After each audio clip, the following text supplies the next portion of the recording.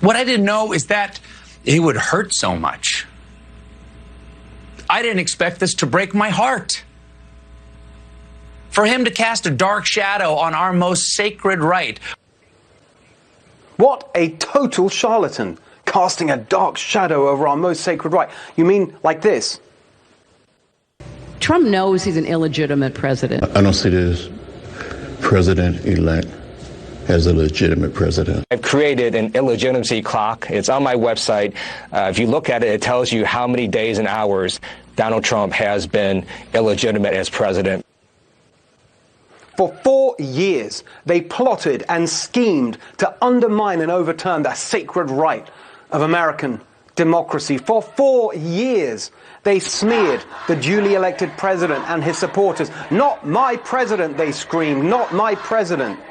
4 years on, still they're at it, still they parade their reckless, condescending intolerance. Walk us through what has taken place here as you see it.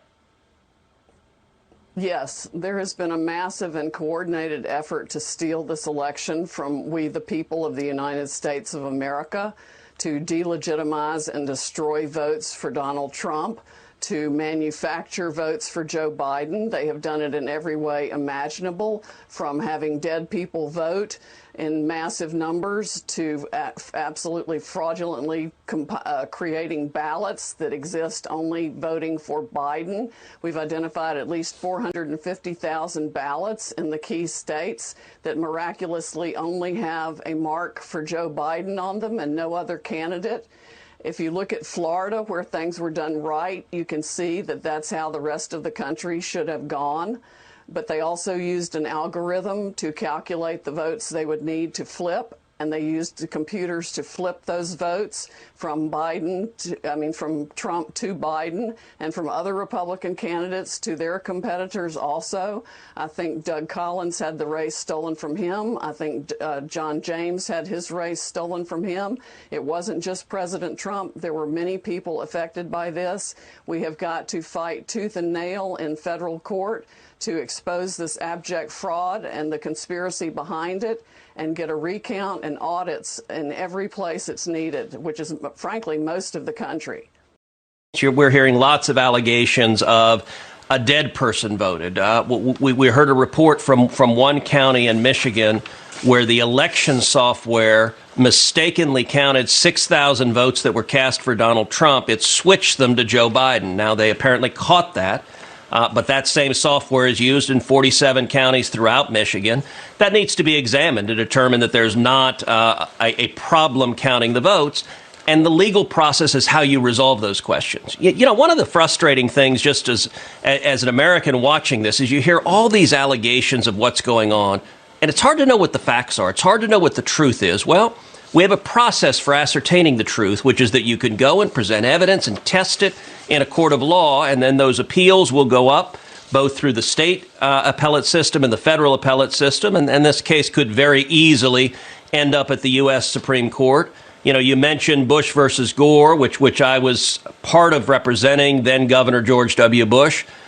In the course of 36 days, we had multiple cases throughout the state of Florida. It went twice to the Florida Supreme Court. It went twice to the U.S. Supreme Court. It took 36 days to resolve, and we got an answer. I would expect a similar process to play out here, despite the media trying to tell everyone, give up, go home, we know who we want to win.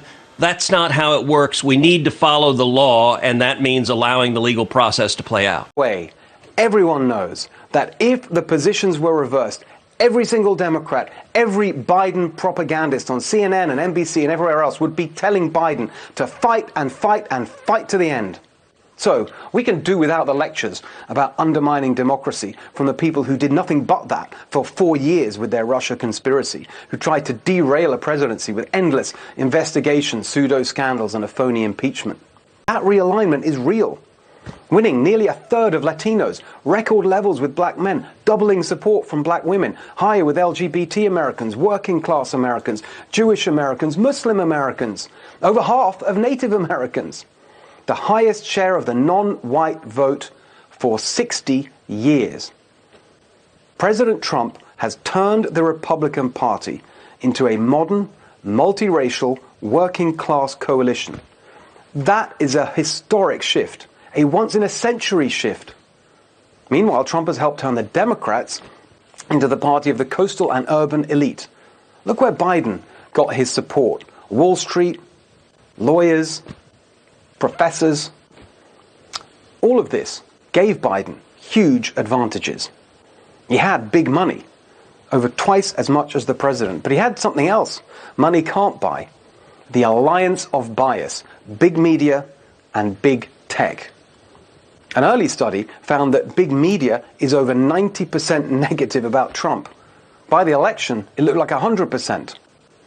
How could that not suppress the vote? How could their polls, Washington Post and ABC, with Biden 17% ahead in Wisconsin, how could that not suppress the vote?